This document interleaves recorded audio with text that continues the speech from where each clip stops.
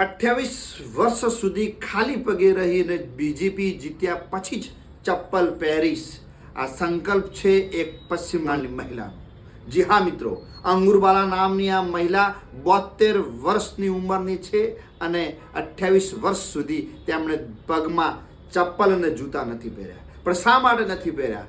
આ એની પાછળની એક સ્ટોરી છે મિત્રો. 1990ના દાયકામાં અંગુરબાલા એક તાલુકા પંચાયતની સીટ ઉપરથી ચૂંટણી લડવા માંગતા હતા, પણ તેમના જણાવ્યા અનુસાર તે સમય દરમિયાન રાજકીય હિંસાની આ ભોગ બનેલી વ્યક્તિ છે અને તેમના ઘર ઉપર ને પરિવાર ઉપર જ્યારે હુમલો થાય છે, અપમાનિત થાય છે, ત્યારે તે નક્કી કરે છે કે જે દિવસે ભારતીય જનતા પાર્ટીની સરકાર પશ્ચિમ બંગાળમાં બનશે ત્યારે જ મારા પગમાં જૂતો કે ચપ્પલ પહેરીશ.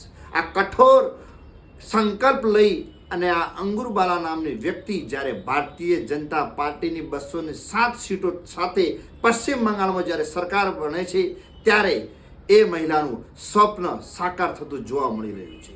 તમે જોઈ શકો છો મિત્રો કે આ એમની જે દૃઢ સંકલ્પને પ્રતિજ્ઞા હતી એ એમની પૂરી થાય છે અને કાર્યકર્તાઓ જઈને એમને ચપ્પલ પહેરાવી એમનો સંકલ્પને પરિપૂર્ણ કરે છે.